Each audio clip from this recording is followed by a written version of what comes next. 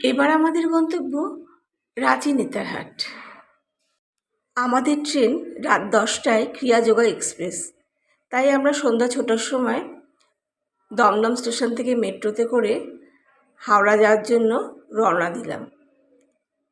এই হাওড়া মেট্রো ট্রেনে আমি এই প্রথম উঠলাম।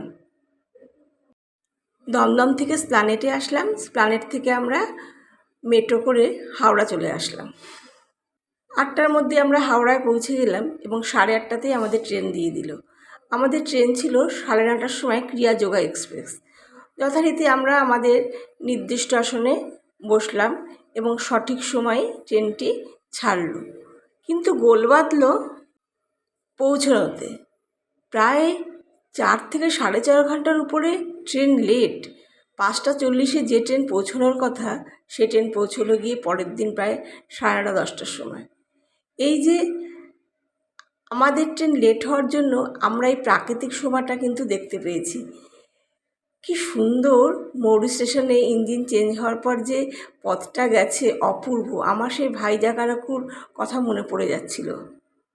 চারিদিকে শুধু কাশ ফুলে ভর্তি, দূরে পাহাড়।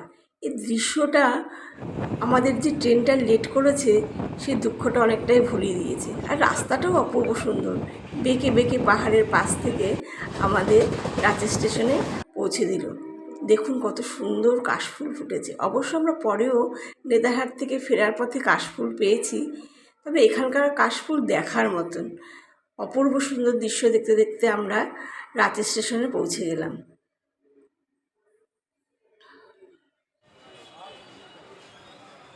রাঁচি স্টেশনে পৌঁছেই আমাদের প্রথম গন্তব্য ছিল হোটেল খোঁজা। তাই আমরা স্টেশনের কাছে একটা অটো করে হোটেলে গিয়ে পৌঁছালাম, কারণ আমাদের লেটের জন্য অনেকটা সময় নষ্ট হয়ে গেছে। যে ট্যুর প্ল্যানটা আমরা করেছিলাম সেটাকে একটু চেঞ্জ করতে হলো। পৌঁছে গেলাম ডিলাক্স হোটেলে। এখানে আমরা 2টো রুম নিয়েছি, যেহেতু আমরা 4 জন গেছিলাম তাই 2টো রুম নিয়েছি 1400 টাকা করে। খুব সুন্দর পরিষ্কার পরিচ্ছন্ন রুম এবং এখানেই খাওয়ার ব্যবস্থাও ছিল। কিন্তু আমরা হোটেলের মধ্যে ঢুকে নিজেরা একটু ফ্রেশ হলাম। ফ্রেশ হয়েই 12টার মধ্যে বেরিয়ে গেলাম। তো আমাদের অনেকটা সময় কমে গেছে। গাড়িও বুক করলাম, গাড়িও চলে আসলো 12টার মধ্যে। আর এই দেখুন আমাদের হোটেলের ভাই সাহেব কি বলছে। होटल डिलक्स है रांची चर्च रोड में। यहाँ का मोबाइल नंबर है 8709624340। আপনারা যদি এই ডিলাক্স থেকে আসতে চান তাহলে এই নাম্বারে যোগাযোগ করে নেবেন। বেশ পরিষ্কার পরিচ্ছন্ন, খুব সুন্দর হোটেল। রুমগুলোও দেখুন বেশ ভালো।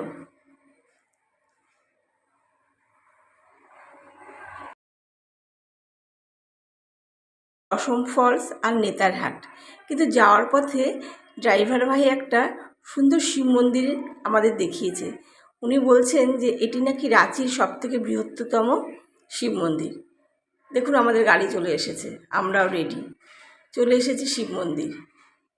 দেখুন কত বড় শিবলিঙ্গ, এবং আমরা ভিতরেও গিয়ে দেখব সেখানেও ছোট একটা শিবলিঙ্গ রয়েছে।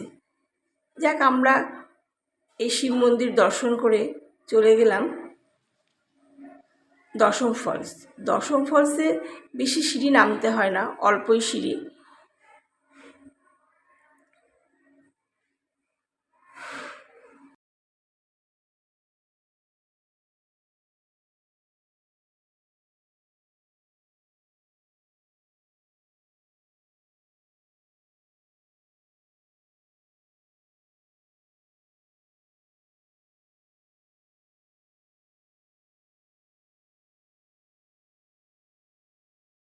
দশটা মুখ, যখন জল কম থাকে তখন 10টা মুখ থেকে জল পড়ে, তাই এর নাম দশম ফলস। অপূর্ব অপূর্ব। এই জলরাশির আওয়াজটা শুনতেও বেশ ভালো লাগে। দশম ফলস দেখে আমরা যাব পত্রাতু ভ্যালি। পথে আমরা লাঞ্চ সেরে নেব। তবে পত্রাতু ভ্যালি নিয়ে আমি সেকেন্ড পার্টে আসব। আজকে শুধু পত্রাতু লেক দেখাবো। দেখুন আমরা দুপুরে কী কী খেলাম। জিরা রাইস, মিক্সড ভেজ, ডাল মাখানি, মিক্সড সবজি, আর হচ্ছে আমার জন্য স্পেশাল মাশরুম।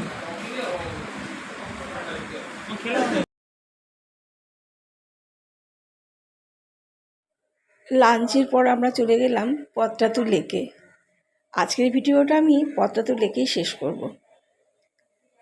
পদ্মাতু লেকে বোটিং ও স্পিড বোটের ব্যবস্থা রয়েছে। বিশাল বড় লেক। তখন একটু ঝিরিঝিরি বৃষ্টিও শুরু হয়েছে। এই বোটগুলো 600 টাকা। এই যে ছোট ছোট বোটগুলো দেখছেন, এটার ভাড়া 600 টাকা। 4, 5, 6 জন ওঠা যায়। আর এই যে স্পিড বোটগুলো, এটার ভাড়া 1000 টাকা, 4 জন ওঠা যায়। বিশাল বড় লেক। আমরা চললাম না, যেহেতু বৃষ্টি শুরু হয়ে গেছিল। আমরা রিস্ক নিলাম না। দেখুন কি সুন্দর পদ্মাতু লেকটা।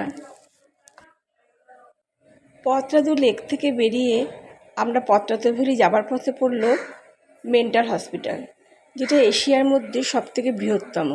তবে ভেতরে যাওয়ার নিষেধাজ্ঞা থাকায় আমরা বাইরে থেকে ছবি তুললাম। এই চললাম আমরা পদ্মাতু ভ্যালি। এই ভিডিওটা আমি এখানেই শেষ করলাম। নেক্সট পার্টে দেখাবো পদ্মাতু ভ্যালি। সবাই আমার সঙ্গে থাকবেন।